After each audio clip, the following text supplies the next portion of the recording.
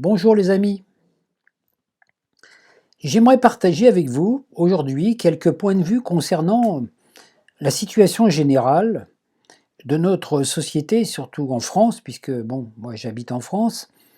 Au-delà de tout ce qu'on peut dire ou percevoir ou entendre par rapport à ce qui se passe sur le plan sanitaire, j'aimerais vous parler un petit peu de tout ce qui se passe, surtout au niveau sociétaire, au niveau de la solidarité, au niveau aussi de l'avenir de notre société.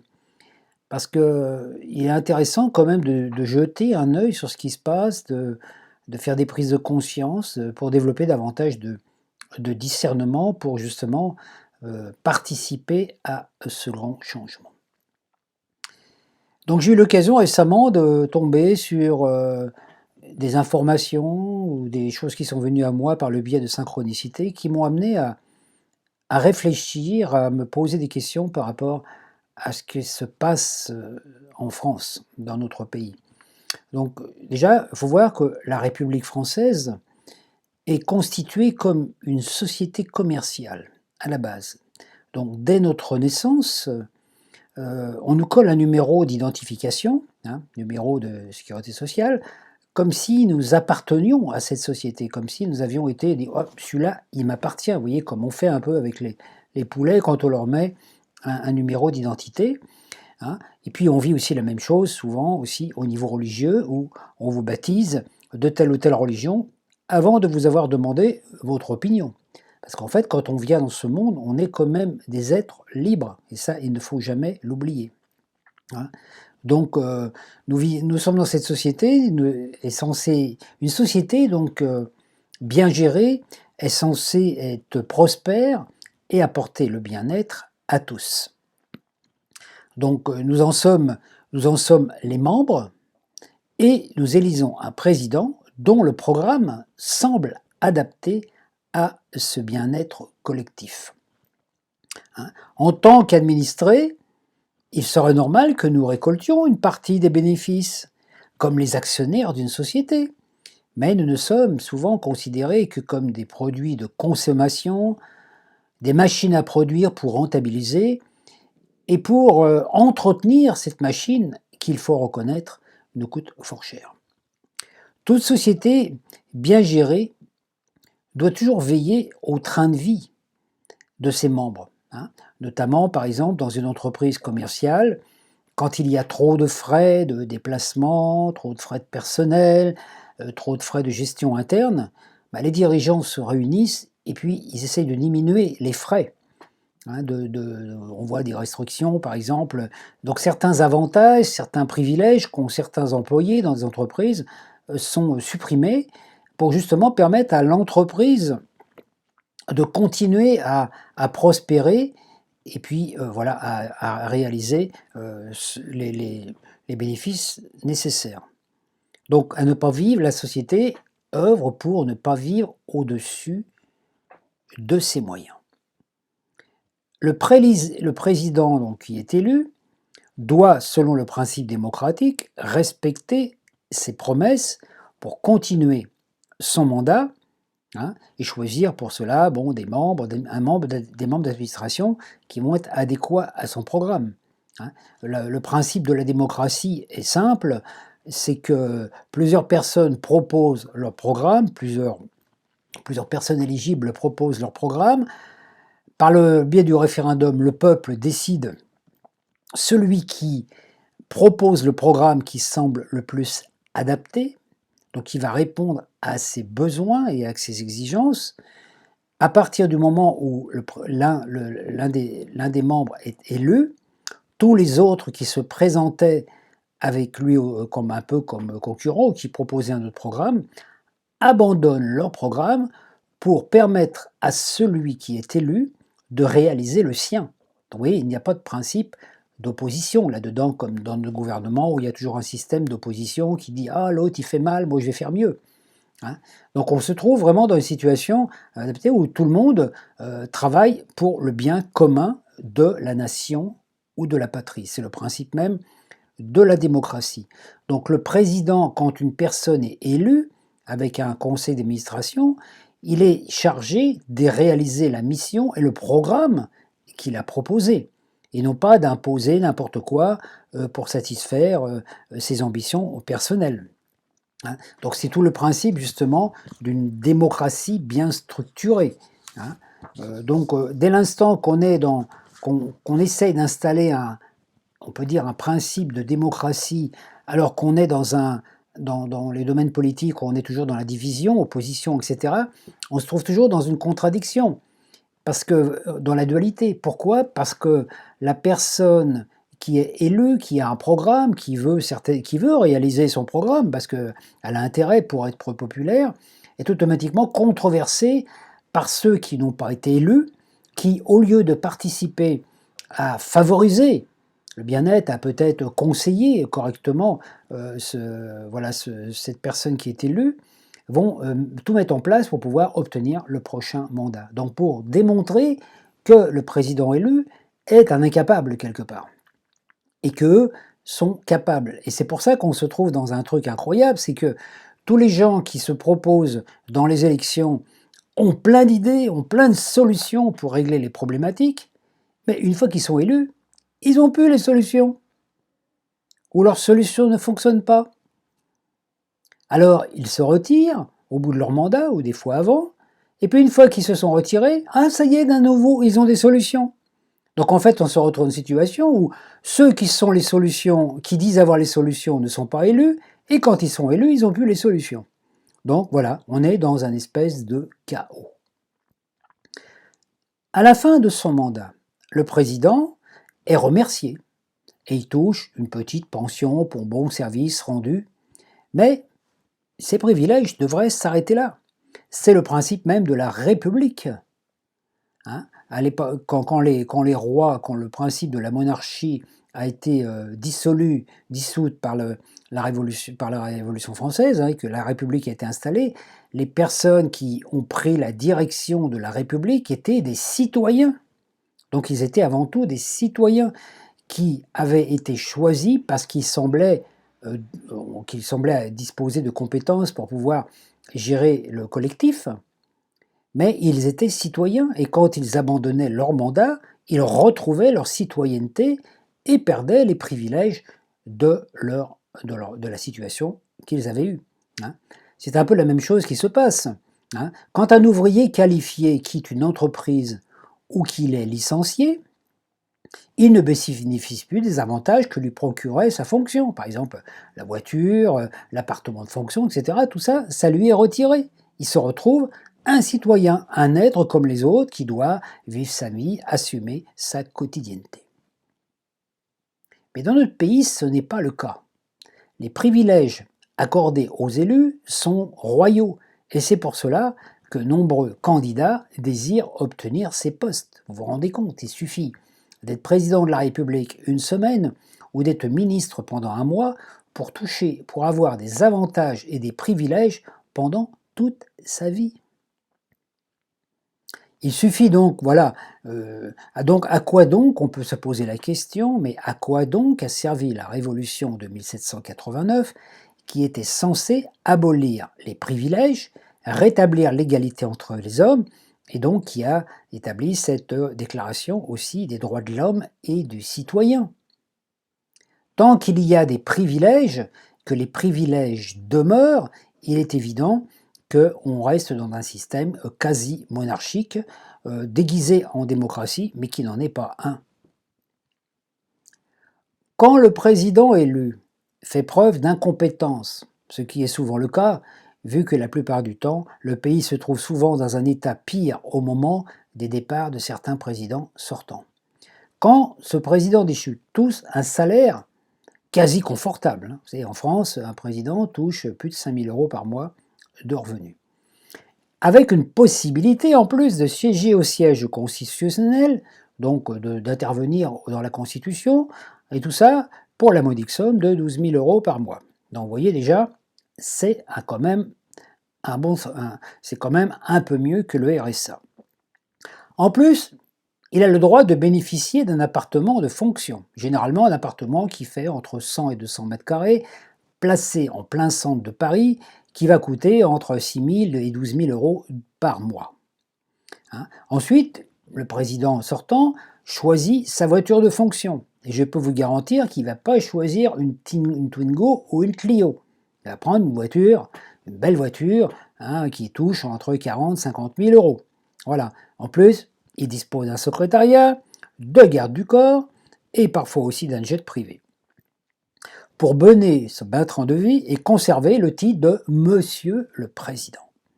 Il bénéficie en outre de certaines immunités relatives à des actions ou des pots de vin et autres magouilles qu'il a réalisées avant ou pendant son mandat.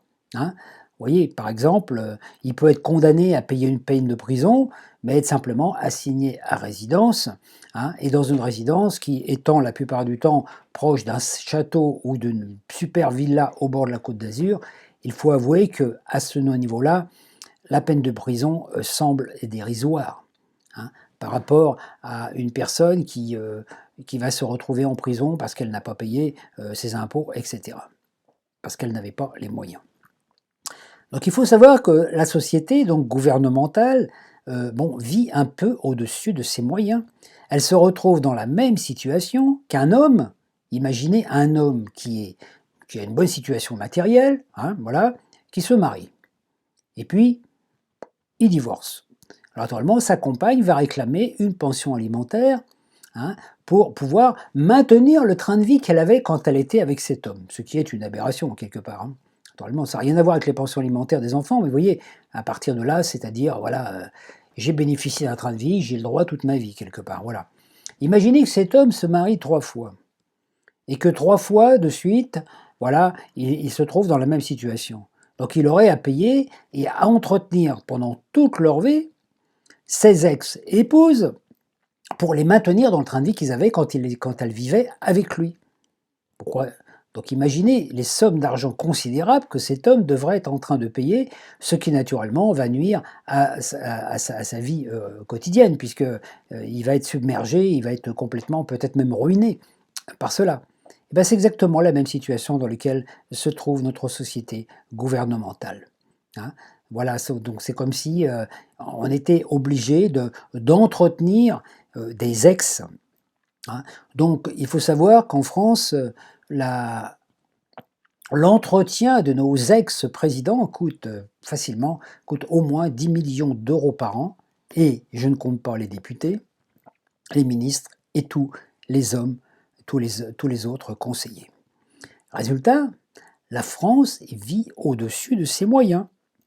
Et naturellement, ce sont les contribuables et les autres personnes qui travaillent qui doivent assumer ce train de vie, on peut dire, royal, digne d'un Louis XIV. Tout gouvernement obéit, comme tout être humain, aux influx planétaires. Donc il faut imposer une discipline et des lois, c'est Saturne, manifester une certaine abondance et sérénité, c'est Jupiter, maintenir une activité, et puis protéger les gens, c'est Mars, et les changements, et accepter les changements imposés par la vie en groupe, ça c'est Uranus. Mais quand un gouvernement ne manifeste que les aspects négatifs des planètes, rien ne va plus. Une discipline imposée,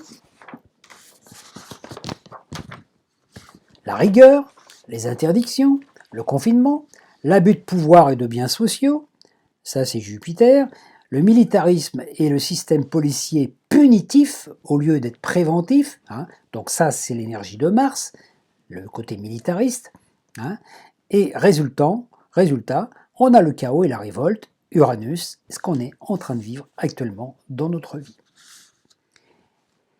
Il faut savoir que dans nombreux pays étrangers, il n'en est pas de même. Voilà, par exemple en Finlande, l'ancien ministre président ne touche qu'une petite indemnité. Il n'a aucun autre privilège qu'une carte de transport gratuite, et s'il veut continuer en politique, il doit se servir de ses relations pour disposer d'un bureau. Il devient monsieur tout le monde. En France, on est du style un petit peu pédant quelque part. Oh là là, c'est des bons services rendus envers la nation. Mais celui qui ramasse les poubelles, les crottes de chiens, distribue le courrier, entretient les égouts, les femmes de ménage, ceux qui travaillent dans certains services, ceux qui travaillent même dans les prisons, par exemple, ou dans certains services de fonctionnaires, etc., eux aussi rendent des bons services envers la nation. En fait, tous les Français qui travaillent rendent de bons services envers la nation, car tout travail a son utilité. Donc on peut dire pourquoi certains disposeraient de privilèges, alors que d'autres n'en auraient pas, alors que dans la charte de base et puis dans notre adage, liberté, égalité, fraternité. Quand un président décide d'imposer des lois qu'il a cogitées dans son salon doré le soir et les annonce sur les chaînes médiatiques, obligeant ainsi ses collaborateurs à les mettre en place, est-on encore dans un état de démocratie? Je vous laisse trouver la réponse. On pourrait donc se demander aussi, niveau personnel, de quel droit une personne extérieure peut décider à ma place ce que j'ai le droit de faire, de ne pas faire, de dire, de ne pas dire. Nous n'appartenons pas au pays. Nous avons été enrôlés de force dès notre naissance. On nous appelait qu'une identité nationale. Et nous sommes pourtant libres d'en changer. Donc on peut, par exemple, décider d'émigrer sur une terre étrangère. Quand nous arrivons sur cette terre, en ce monde, nous prenons une partie du karma collectif sur nos épaules à régler afin de libérer l'humanité de cette charge héréditaire. Et ça, c'est valable pour tous les êtres qui s'incarnent. Le karma, c'est quelque chose, on peut dire que l'inconscient collectif est une sorte de gros bagage karmique, et quand on s'incarne, chacun prend sa dose. On va prendre sur nous une problématique qui va nous être transférée souvent par les mémoires transgénérationnelles par nos parents. On va prendre une problématique, ça peut être un problème de santé, un problème d'argent, un problème d'environnement, un problème racial, un problème ethnique, et on doit assumer cela. Quand on s'incarne dans un pays, on prend une partie du karma spirituel du pays, du karma aussi ethnique, du karma racial et social du pays. Donc on est quelque part, on ne peut pas y échapper, on vient, on nous donne chacun, on a un sac à dos avec des choses à régler dedans. Donc on est bien obligé de s'adapter aux circonstances dans lesquelles on s'est incarné parce que antérieurement, on a choisi cela, même si on ne s'en souvient pas. Quand on s'installe dans un autre pays, nous devons accepter le règlement, les us, les coutumes et les traditions de celui-ci, et accepter de payer aussi une partie de la dette collective. Par exemple, celle correspondant à l'entretien des routes, des trains, etc. etc. Mais ce n'est pas à nous de payer le train de vie abusif de certains dirigeants. C'est à eux d'en assumer la responsabilité, pas à nous. C'est-à-dire que voilà, quand on est dans une société, on partage, on a une partie de notre argent qui part en impôts pour entretenir les routes, entretenir les bâtiments, entretenir tout ça, même payer des policiers et tout ça, mais c'est tout. Et le reste, ça ne nous concerne pas. L'installation dans une terre étrangère est comme l'intégration dans une communauté. Nous devons lire le règlement et en accepter les termes, comme cela se fait aussi par exemple dans les principes de l'immigration. Il ne s'agit pas d'aller se planquer dans un autre pays, parfois plus pauvre. Vous voyez, par exemple, on peut aller vouloir vivre en Inde ou dans un pays pauvre, parce qu'avec le petit salaire ou la petite retraite qu'on a, on a une vie plus agréable. Mais en fin de compte, donc on veut en profiter, mais on doit toujours se poser la question. Quel que soit l'engagement, qu'est-ce que je peux apporter de plus à cette communauté, à ce pays? Quel savoir, quelle connaissance, quelle richesse je vais pouvoir apporter pour enrichir celle-ci? Alors ça peut être une richesse culturelle, une richesse d'un savoir, d'une connaissance que l'on peut apporter. Mais on est toujours là dans ces domaines de « je vais donner quelque chose à ce pays ». Donc je vais m'installer dans une communauté, un autre pays, pour que qui va correspondre plus ma vibration, parce que je veux apporter du mieux-être dans son pays. Et non pas, je vais me planquer parce que là-bas, c'est plus facile à vivre qu'en France. Voilà. On appelle cela l'intégration. Notre façon de parler, de penser, nos croyances traditionnelles vont automatiquement modifier notre entourage. Hein. Regardez aussi, par exemple, comment on s'adapte. Les enfants, par exemple, qui habitent dans des pays étrangers, apprennent très rapidement la langue, et donc ils apprennent très rapidement la langue, et puis ils prennent même l'accent du pays. Moi, j'ai vu ça quand j'ai vécu au Québec, à quel point un enfant peut prendre l'accent québécois, mais très rapidement, l'espace d'un mois. Hein. Donc voilà, il y a une modification qui se fait dans notre comportement, et naturellement, nous aussi, on apporte quelque chose à l'environnement extérieur, on apporte quelque chose de mieux. Hein. Par exemple, on s'installe dans une communauté ou dans un village où, par exemple, il n'y a pas de boulanger. Hein. Par exemple, au Québec, par exemple, à une époque, il y a des boulangers français qui se sont installés au Québec, et les Québécois ne connaissaient pas comment on faisait du pain, le pain français, vous savez, la fameuse baguette parisienne, ou les croissants parisiens. Hein. Donc, c'était pas très connu au Québec.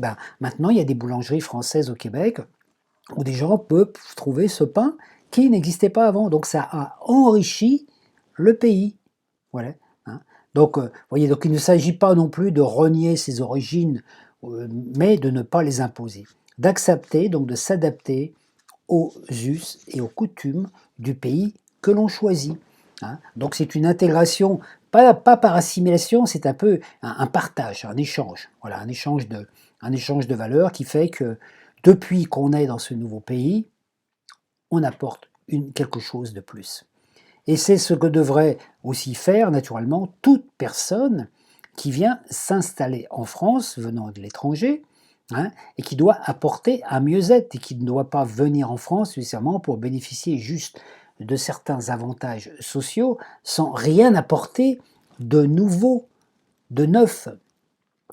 Vous voyez, par exemple, quand vous voulez vous intégrer dans une communauté spirituelle, moi j'ai vécu ces expériences à des moments, vous avez des gens qui viennent, qui disent « Ah bah tiens, t'as pas une petite plage chez moi pour que je puisse me caser ». Donc ces gens-là, ils veulent s'installer dans la communauté, quelque part pour flemmarder, hein, pour jouer de la guitare, pour fumer un joint, voilà, pour dire « Bon voilà, c'est bien, putain, on est cool, là on vit un petit peu en delà du monde, c'est super, hein, voilà ». Oui, mais la question c'est que c'est pas ça le truc, c'est en fait… Le dirigeant de la communauté doit demander à la personne qui vient « Ok, tu viens t'installer avec nous, nous on accepte, on veut bien accepter ta venue, mais qu'est-ce que tu vas nous apporter de plus? Qu'est-ce que tu vas nous apporter de plus? Qu'est-ce que tu vas nous donner? Parce que nous, on fonctionne bien, ça va bien, tout va bien chez nous, voilà, etc., etc., voilà, hein, on n'a pas de besoin, on vit en parfaite osmose, harmonie. Qu'est-ce que tu veux apporter de plus dans la communauté? Qu'est-ce que tu peux apporter de plus? Et c'est là que nous devons nous poser la question. Ça nous permet justement d'assumer notre souveraineté. On arrive dans une communauté ou dans un pays étranger ou autre pour apporter quelque chose qui va apporter du bien-être aux autres, au lieu d'essayer de prendre. Hein. C'est exactement la même chose, vous voyez, par exemple, j'ai rencontré ça dans les mouvements spirituels. Par exemple, quand on va dans la nature, il y a des gens qui disent « Oh là là, je vais me recharger dans la nature.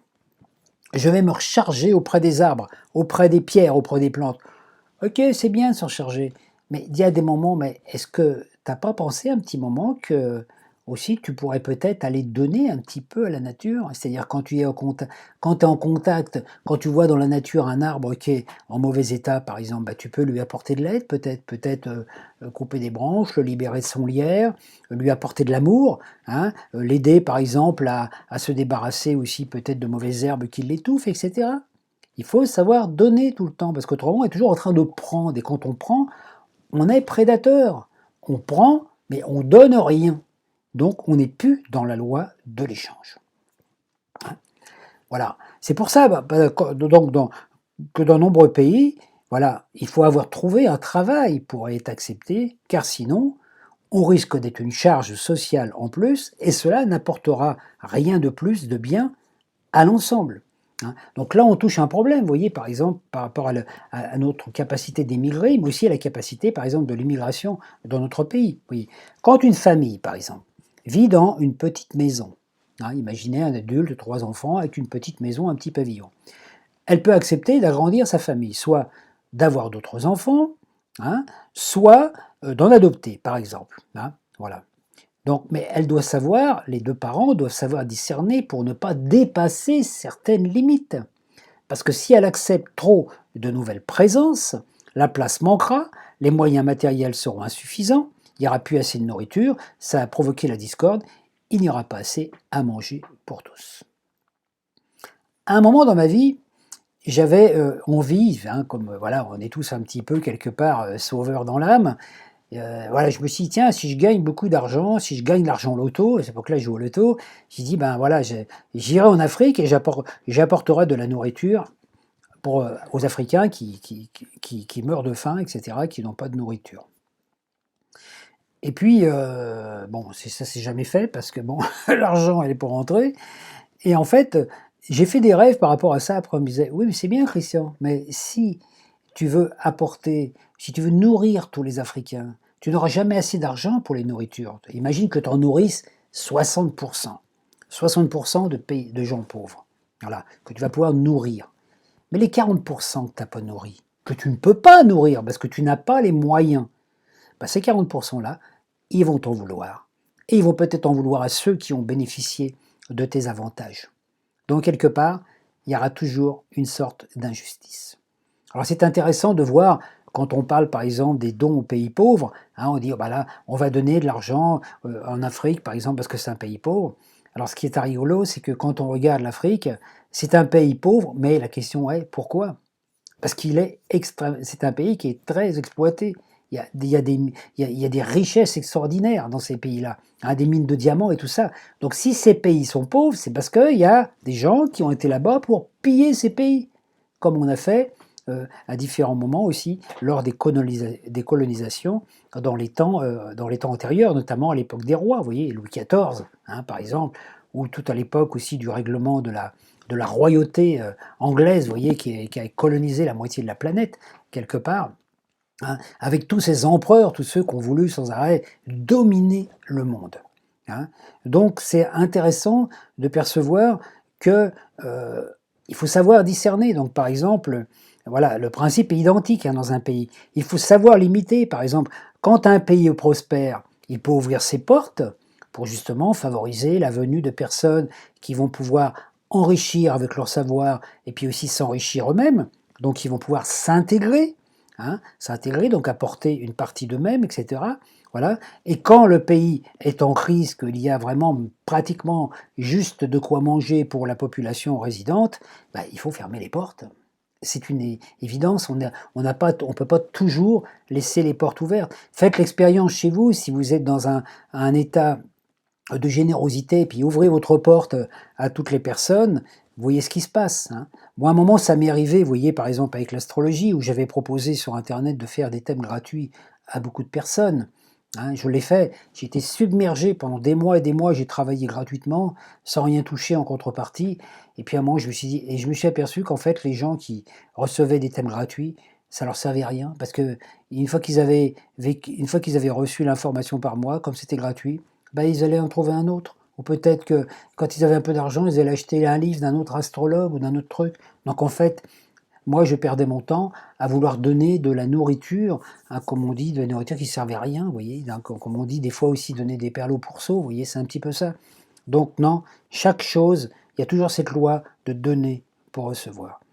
Et notamment par Internet actuellement, il faut beaucoup donner beaucoup d'informations pour pouvoir aussi recevoir en contrepartie. Parce que si on attend de recevoir sans rien donner, on peut attendre longtemps. Donc quand on s'installe dans un pays, on est censé respecter les lois de citoyenneté et le respect des autres. Si on déroge à la loi, on peut se retrouver en prison, suivi d'expulsion. Ainsi, le pays accueillant ne garde aucun étranger en prison. Quand une personne est délinquante, elle retourne dans son pays.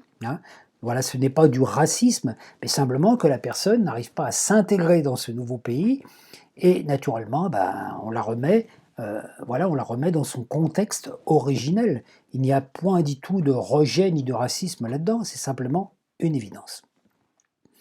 Il est fort dommage, hein, remarquez, en France, au niveau immigration, d'avoir installé des ghettos ethniques dans certaines villes où la police ne peut même pas intervenir, hein.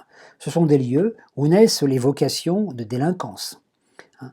L'intégration, alors j'en parle pourquoi? Parce que moi, dans mon enfance, j'ai vécu dans des endroits où où j'ai connu ça, j'ai vu ça, j'ai vu cette pauvreté autour de moi et à quel point c'était tellement facile de passer de l'autre côté de la barrière et puis de devenir un rebelle, un délinquant, etc., ou un marginal. L'intégration passe par un mélange ethnique. Nombreux, aujourd'hui, sont les enfants de personnes immigrées qui se sentent chez eux en France et parfois même francisent leur nom. Ils acceptent le changement tout en restant libres de leurs croyances, de leurs traditions, de leur façon de se nourrir, etc. C'est cette liberté, mais il y a une partie de nous qui doit s'adapter, hein. Donc, c'est la même chose quand on va visiter un pays étranger, hein. On goûte la nourriture locale, on vit en contact des gens. On ne va pas, par exemple, faire un voyage en Afrique pour s'installer dans un hôtel 3 étoiles pour continuer à manger des steaks frites et à regarder par la fenêtre ce qui se passe dehors. Sinon, on n'apprend rien. Ça nous sert absolument à rien. On ne peut pas dire ah moi j'ai connu l'Afrique, non, vous avez connu l'hôtel, vous voyez, hein. Donc c'est très important de voir qu'il faut toujours avoir une partie de nous qui est ouvert à ce qui se passe et que si on va au Maroc, et on va peut-être pas manger du couscous, si on va en Italie, on va peut-être manger des pâtes, si on va voir les Esquimaux, on mangera peut-être du poisson. Il faut toujours, on ne peut connaître les choses qu'en le devenant, hein. C'est ce que font les ethnologues la plupart du temps. Donc quand on s'installe dans un autre pays, naturellement, on est obligé de faire certaines concessions. Je voudrais vous parler aujourd'hui aussi de cette notion de justice. Vous voyez, la justice, hein, est parfois, en France, un peu trop rigoureuse pour les petits méfaits, mais est un peu trop laxiste dans certains domaines, notamment dans les domaines de récidivisme. Quand un individu mal intentionné rentre chez vous et que vous vous battez avec lui pour vous défendre, et si vous avez le malheur de le blesser, même sans le vouloir, c'est vous qui êtes condamné à payer des indemnités à cette personne. Pourtant, le simple fait d'entrer chez vous par effraction fait sortir cet intrus de la protection naturelle des droits de l'homme. Il viole les droits de l'homme. Il prend des risques qu'il doit assumer. Tout comme une personne qui choisit d'être un malfaiteur ou un délinquant prend le risque de finir en prison ou peut-être même d'être tué pendant ses méfaits. C'est un choix, il doit en assumer la responsabilité. Quand une personne entre en infraction chez vous, à mon humble avis, je dis c'est ma vision à moi, cette personne, en fait, comment je vais dire, perd quelque part la protection des droits de l'homme. C'est-à-dire qu'en fait, elle n'agit pas comme un homme, elle ne respecte pas les lois. Donc à partir de là, elle prend le risque d'être peut-être blessée par la personne qu'elle va agresser et elle ne devrait avoir aucun recours contre elle. La propriété individuelle ne doit pas être violée. Dès qu'une personne la viole, elle perd ses droits citoyens, elle les abandonne. Il en est des mêmes pour les délits soi-disant mineurs répétitifs, hein. Les policiers en ont ras-le-bol de remettre en prison des gens qui les insultent, se moquent d'eux, car ils savent qu'ils vont être relaxés d'ici un jour ou deux. Donc c'est là qu'on peut se poser la question, où est la vraie justice?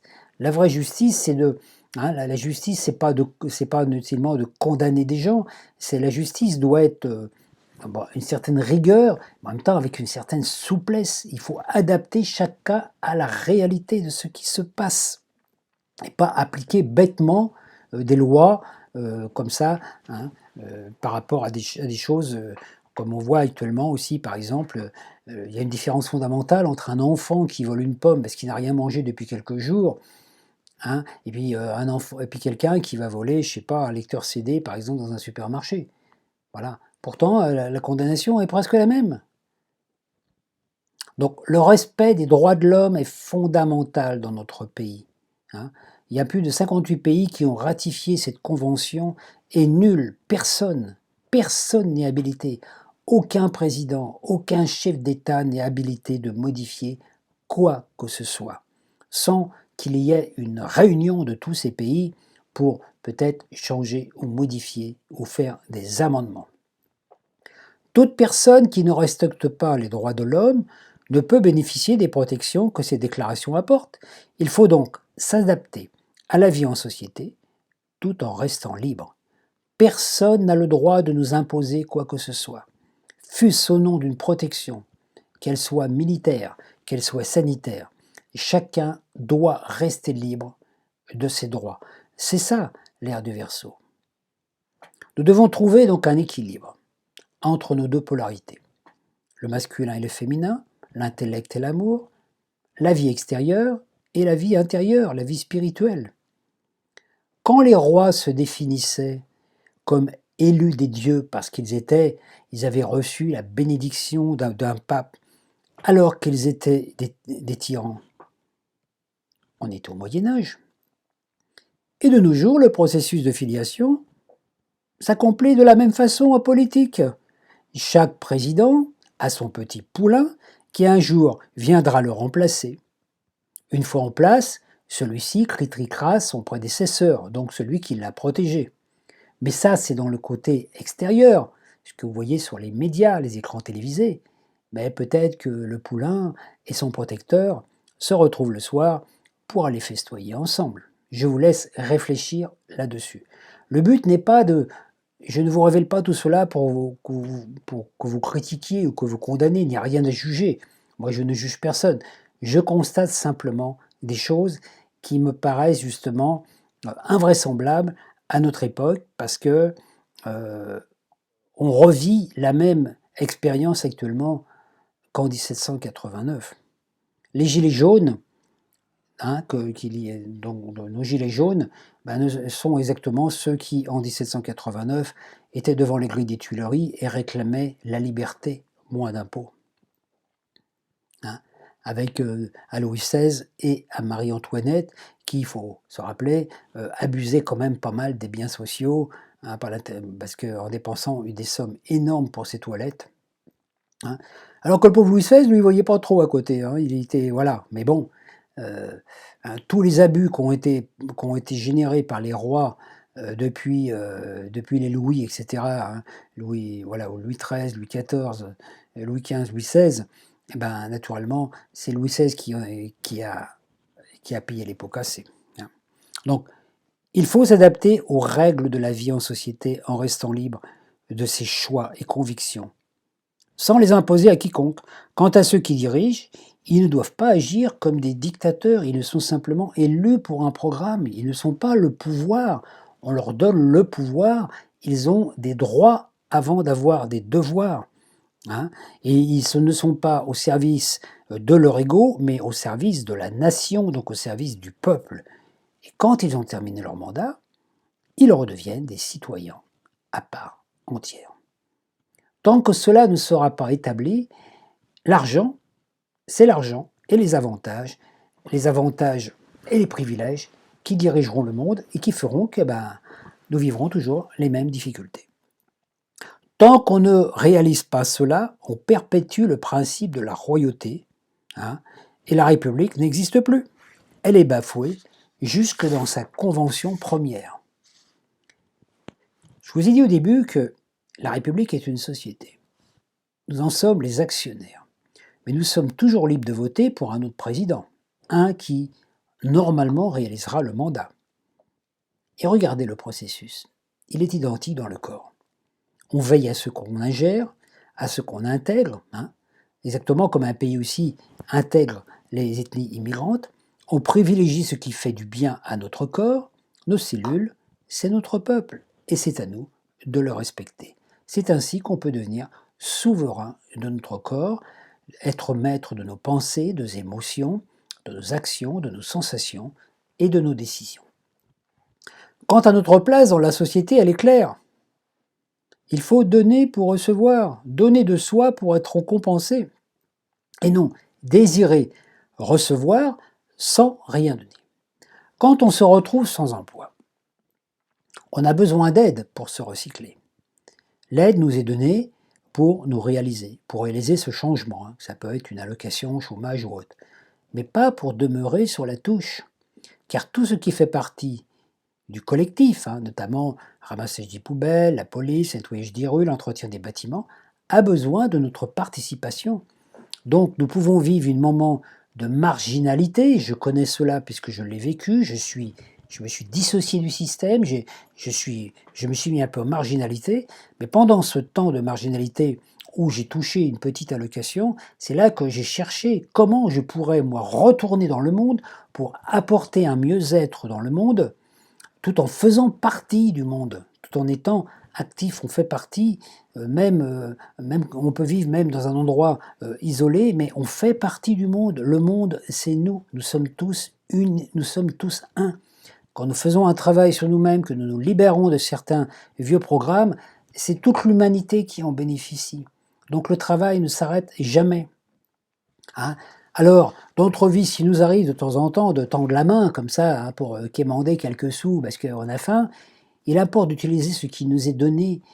Une fois qu'on a acheté de la nourriture et qu'on est voilà qu'on a le but c'est pas de se rasseoir et de retendre la main, c'est de se dire bon maintenant j'ai été nourri, voilà, qu'est-ce que je peux faire maintenant pour moi pour participer à ce monde. Tant qu'on participe pas à ce monde, on est comme un élément étranger. On n'est pas intégré dans la vie du groupe. Tout nous est donné pour participer donc au bien-être collectif.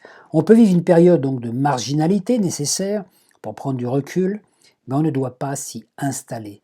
On ne peut changer un système qu'en étant intégré en lui, en faisant partie du corps communautaire.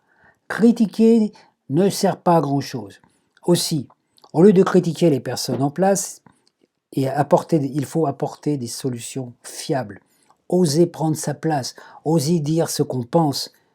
Ne pas penser que pour vivre heureux, il faut rester caché, car nous sommes tous interreliés. Par exemple, certaines personnes vivent dans des lieux paradisiaques, parfois pour ne pas être confrontés aux aléas de la vie, donc ils vivent en groupe aussi par exemple, mais il faut savoir que quand la pestilence ou quand la révolte ronde dans les villes, tout le monde est touché.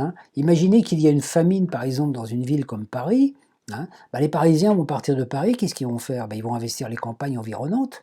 Ils vont aller piller les jardins de tous ceux qui vivent à 100 ou 200 km de Paris. Ils ne vont pas se gêner. Donc voilà, c'est un petit peu ça. Donc il faut voir qu'on est tous interdépendants et qu'on a, c'est pas de se fermer les yeux puis de dire on verra bien ce qui se passe, c'est de se dire tiens, qu'est-ce qu'on peut faire pour que ça aille mieux, quelque part. Alors une fois qu'on est installé dans un paradis, on doit s'aimer, partager des idées, être témoin d'une nouvelle façon de vivre. Par exemple, si on dispose d'une grande propriété immense avec beaucoup de place, etc., peut-être qu'on peut demander à des gens de venir s'installer avec nous pour pouvoir faire une communauté, par exemple un petit village ou des choses comme ça.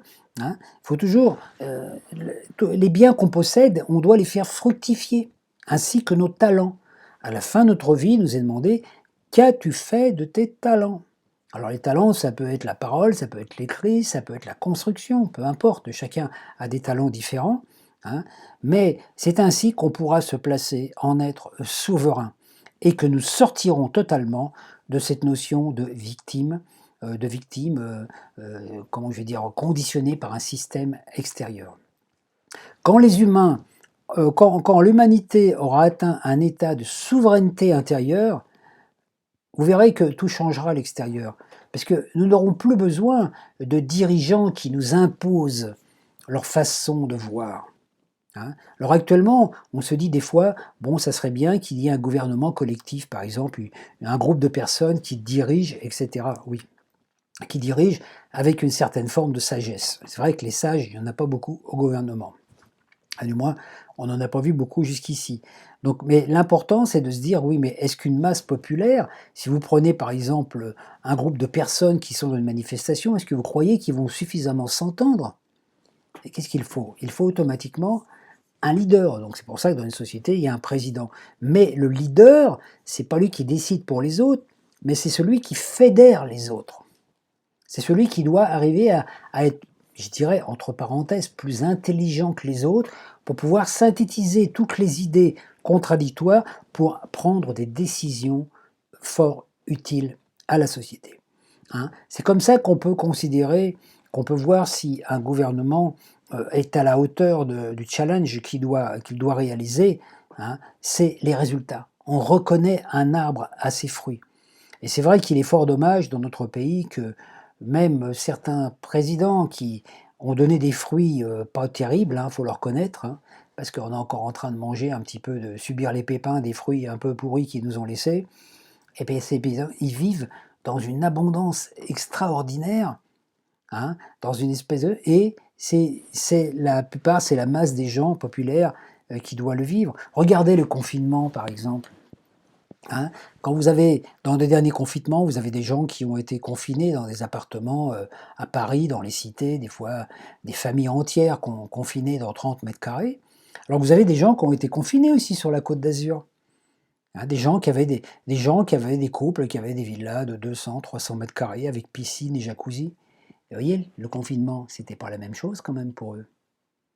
Donc le but, c'est pas de faire une révolution, de critiquer, non, mais c'est de, on va être, à un moment, il va falloir revoir, réviser toutes nos valeurs et changer, parce que c'est le seul moyen, c'est que c'est la sagesse qui doit diriger le monde et pas l'argent.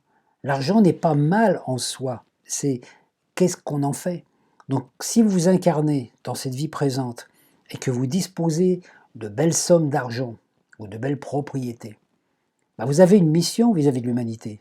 C'est qu'à la fin de votre existence, il doit y avoir des gens qui ont profité de votre bien-être. Ça ne veut pas dire qu'il faut donner votre argent dans la rue à tout le monde.